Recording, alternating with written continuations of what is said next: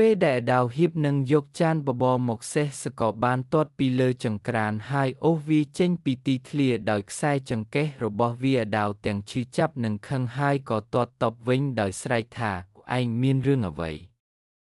សេះសកាន់យ៉ាងណែនភ្នែករបស់វាឡើងក្រហមដោយឈាមអាដាវបានរកឃើញសេះនេះនៅក្នុងព្រិលវាបាននៅជាមួយវាអស់រយៈពេល5 ឆ្នាំមកហើយដោយអូសរទេសនិងដឹកអស់ហើយវាមិនដែលឃើញវាបែបនេះពីមុនមកទេថ្ងៃនេះវាចម្លែកគួរឲ្យខ្លាចអាដាវស្រាប់តែដឹងខ្លួនបបរទើបតែត្រូវបានម្ដាយចុងរបស់វាយកមកដែលជាធម្មតាមិនឲ្យវាចានស្ដើងមួយចានផងប៉ុន្តែថ្ងៃនេះនាងបានចំអិនបបរក្រាស់ដោយចេតនាភ្លាមនោះសេះសបាននិយាយដោយសំឡេងរបស់វាស្អប់និងចាក់ទម្លុះថាបបរនេះត្រូវបានបំពោលខ្ញុំនិងបំពោលឯងជើងរបស់អាដាវបានទន់ខ្សោយហើយវាបានដួលទៅលើដីរាងកាយរបស់វាត្រជាក់សេះសបានគ្រវីកន្ទុយរបស់វាមានដំឡោងអាំងនៅក្នុងចង្ក្រានញ៉ាំវាទៅកុំប៉ះបបរឌីមិនយូរប៉ុន្មានម្ដាយចុងរបស់គាត់បានចូលមកជាមួយចានទេមួយញឹមដោយមិនស្មោះត្រង់ថាផឹកបបរឲ្យលឿនវានឹងមិនមានរសជាតិឆ្ងាញ់ទេពេលវាត្រជាក់យូសេសបានក្រញ៉ាំដីយ៉ាងសាហាវក្រហមក្នុងបំពង់របស់វាអាឌូបានទប់ខ្លួនថាក៏ខ្ញុំមិនញ៉ាំបរទេខ្ញុំនឹងញ៉ាំដំឡូងមុខម្ដាយចុងក៏ងឹតភ្លាមនាងសម្លឹងមើលសេសហើយបិទទ្វារយ៉ាងណែនពីរបីថ្ងៃក្រោយមកអាឌូបានឡើងលើភ្នំដើម្បីកាប់អុសហើយបានឃើញកញ្ជ្រោងតូចមួយធ្លាក់ចូលទៅក្នុងអន្ទាក់ស្រែកដោយការឈឺចាប់នាងបានកាត់វលិះហើយជួយសង្គ្រោះកញ្ជ្រោងបន្ទាប់មកបេះផ្លែឈើព្រៃដើម្បីចិញ្ចឹមវាកញ្ជ្រោងតូចបានច្របាច់ដៃរបស់នាងហើយដើរចេញទៅនៅល្ងាចនោះសេសបានខ្សឹបប្រាប់ត្រចៀកអាឌូថាបើមតែចុងរបស់អ្នកនឹងធ្វើនំម្សៅចៀននៅថ្ងៃស្អែកនាងនឹងដាក់ថ្នាំលើម្សៅដូច្នេះកុំញ៉ាំវាអាឌូភ័យស្លន់ស្លោ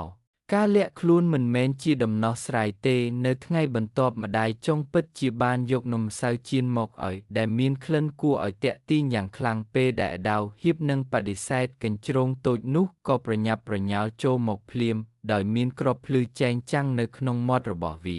ភ្នែករបស់ម្ដាយចុងបានបើកធំពេកឃើញគ្រាប់ហើយនាងលូកដៃទៅឆក់យកវាកញ្ជ្រោងតូចនោះបានកោសនាងយ៉ាងមុតស្រួចបោះគ្រាប់ទៅអាដាវហើយហែកធ្មេញរបស់វាដាក់ម្ដាយចុងជេរប្រតិចដោយកំហឹងរួចងាកត្រឡប់ទៅខាងក្នុងវិញកន្លះថ្ងៃក្រោយមកម្ដាយចុងបានត្រឡប់មកវិញដោយញឹមកាន់សម្លៀកបំពាក់ថ្មីក៏ខ្ញុំធ្លាប់ធ្វើបាបអ្នកពីមុនមកសូមស្លៀកសម្លៀកបំពាក់ទាំងនេះពេលអាដាវហ៊ីបនឹងយកវាទៅសេសបានស្រែកថាសម្លៀកបំពាក់ទាំងនោះប្រឡាក់ដោយអស្តពលវានឹងធ្វើឲ្យស្បែករបស់អ្នករលួយអាដាវបានដកថយភ្លាមហើយម្ដាយចុងរបស់នាងបែរមករកនាងយំនឹងស្រែកមនុស្សអាក្រក់គ្មានបេះដូងប្រគល់គូចឲ្យខ្ញុំឬចេញពីផ្ទះទៅអាដាវងក់ក្បាលយ៉ាងងាយក៏ខ្ញុំនឹងទៅ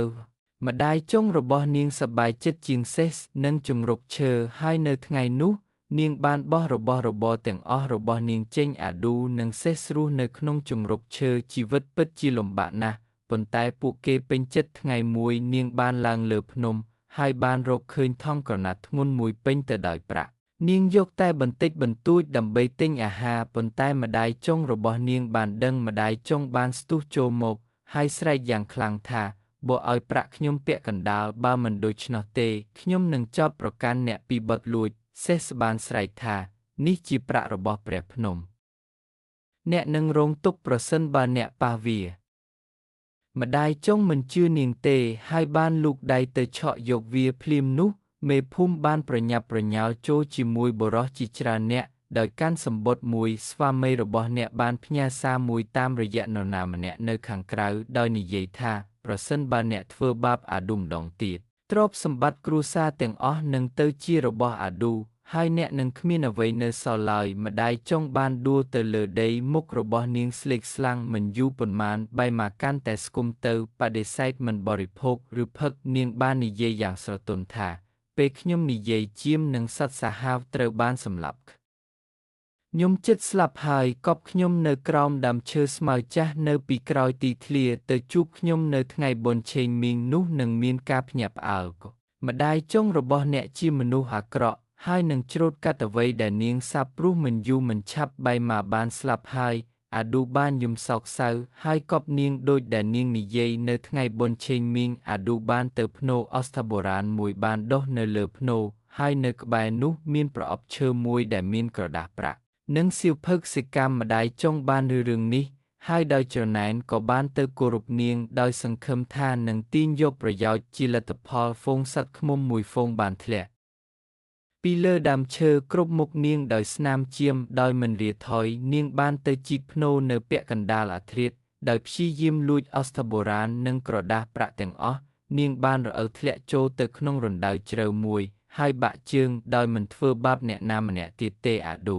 បានប្រើក្រដាសប្រាក់ដើម្បីសាងសង់ផ្ទះថ្មីមួយហើយធ្វើស្រែចម្ការតាមសៀវភៅដោយទទួលបានផលដំណាំយ៉ាងច្រើនសន្ធឹកសន្ធាប់ជារៀងរាល់ឆ្នាំនាងតែងតែជួយអ្នកក្រីក្រនៅក្នុងភូមិហើយមនុស្សគ្រប់គ្នាគោរពនាងមនុស្សម្នាក់គួរតែមានចិត្តសប្បុរសប្រសិនបើអ្នកប្រព្រឹត្តចំពោះសត្វមានជីវិតទាំងអស់ដោយសប្បុរសពួកគេរីកតជានឹងតបស្នងសេចក្តីសប្បុរសរបស់អ្នកវិញអ្នកដែលមានចិត្តងាអាក្រក់ដែលតែងតែរៀបចំផែនការធ្វើបាបអ្នកដទៃនៅទីបំផុតនឹងធ្វើបាបខ្លួនឯងតែប៉ុណ្ណោះការបង្ហាញសេចក្តីសប្បុរសចំពោះអ្នកដទៃគឺជាការទុកផ្លូវចេញសម្រាប់ខ្លួនឯងល្អនិងអាក្រក់នឹងទទួលបានរង្វាន់នៅទីបំផុតវាគ្រាន់តែជាបញ្ហានៃឆាប់ឬយឺតប៉ុណ្ណោះអ្នកមើលរឿងនេះហើយសូមជូនពរឲ្យមានសុខភាពល្អនិងរកស៊ីមានបានសូមជួយឲ្យបេះដូង Share និង Follow ម្នាក់មួយផង